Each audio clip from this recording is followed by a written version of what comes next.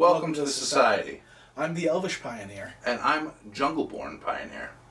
From cards being banned to new formats. That's going to be today on Newsbreak.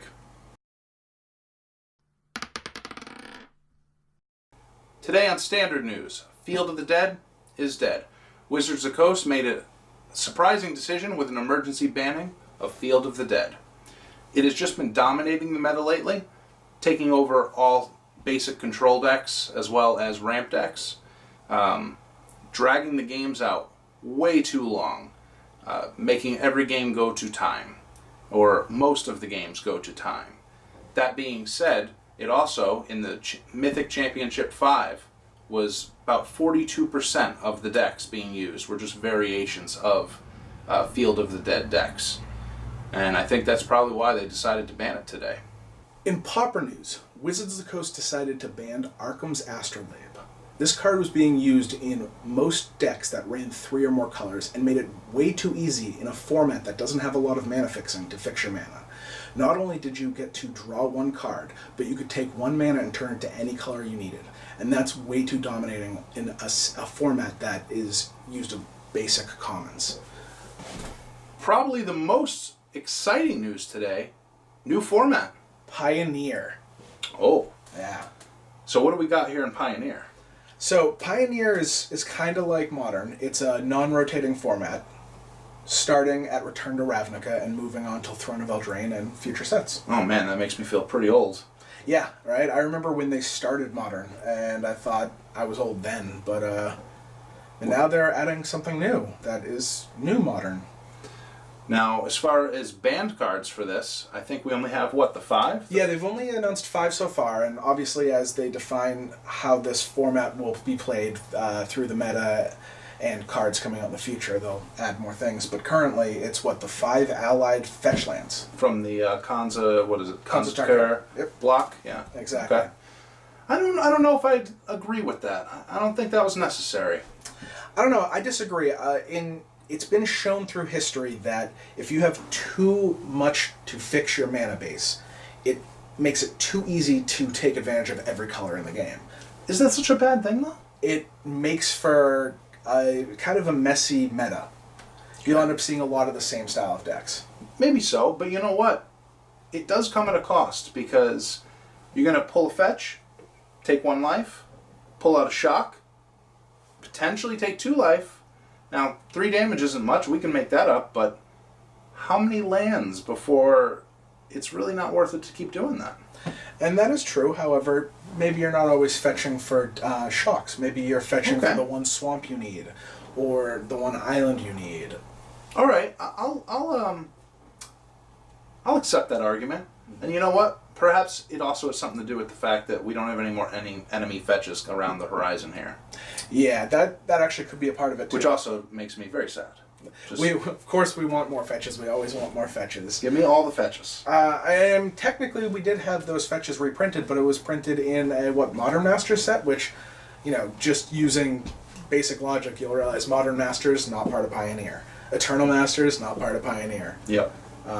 What else? Ultimate Masters, not part of Pioneer. Iconic Masters, pretty much all the Masters. Until Pioneer Masters, which we're calling it right now. We will have Pioneer Masters, I don't know, in 3 years. 3 years, yeah. 3 well, what else we got? You know what? Wizards of the Coast is going to do that MTG Twitch stream. That's true, yes. So today is, the 21st, and they just made the announcement, and everyone has questions. On the 24th, they're going to be doing a live stream where they have dedicated time to answer any questions about this format and give some more information about this format, how it'll be judged, played, all that stuff. Also, something to note as well, it will not be available on Arena yet. Yeah, it's interesting. It will be available on Magic the Gathering Online starting the 22nd or maybe it's the 23rd. Sorry, the 23rd to do some testing and figure out the format before they actually start putting together tournaments. But currently there are no plans to add to Magic the Gathering Arena, and I don't know. Well, they probably will as it gains popularity. But I would agree. I will tell you this, they definitely had this planned for quite a while, because what we have, February 2020 is going to be the first paper tournament for yeah, exactly. for Pioneer. We'll start seeing it show up in Grand Prix and tournaments all around. Probably have some Friday Night Magic support as well, or if not, midweek. I don't know how far in advance you need to book out, convention centers and things, but I mean, this is October. Yeah. We're not talking all that far from now. those conventions were already booked, but they're adding this format. Okay, all right. That makes Which sense. gives everyone plenty of time to do some, testing and figure out what their Pioneer deck will be. You know what I'm mostly interested in with this new format? What? The financials. Financials are going to be super interesting. I mean, how many cards were in the famous Return to Ravnica block that really have no value? But now that they're in Pioneer, maybe it'll creep up.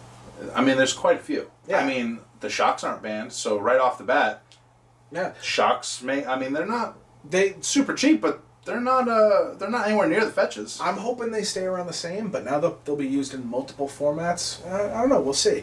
I'm curious about rares and mythics that have been overlooked, cards that no one cared about because there were better vintage cards, there were better modern cards, but maybe they're not better Pioneer cards. So maybe we'll see some spikes there. I mean, already all the Phyrexia cards, the Phyrexian mana. Yeah, that's all of those. modern. So that's all those fantastic cards that just not available. Like for instance, we had like a nice solution with surgical extraction to remove things out of the graveyard that you don't want to deal with going forward.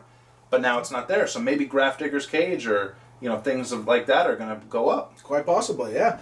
It's going to be interesting, and I think we at the Lotus Society are going to try and produce a bunch of Pioneer deck tech videos in the future, so that everyone can kind of get a jump on this format. I think that's a good way to go. Yeah. And you know what? If you guys have any ideas, what you think is going to go up in value, what is your favorite card that's now in that Pioneer block that you think is going to go up in value? Why don't you leave it in the comments below? Yeah. What are you going to try and run? Are you going to try and build a combo deck, a aggro deck, a control deck? I'm trying to build all my decks again in Pioneer. Just take all the decks you have, but then just make them just Pioneer? Just take the modern cards and just tear them in half and throw them away. I don't need them. That's a good solution, I guess. Don't listen to him. We're not doing flip it or rip it on this station. No. So that's kind of all the information that they released today, and I don't know, I have nothing else to add. How about you? I have one thing to add. What's that? Keep them salty. Yeah, tap them down.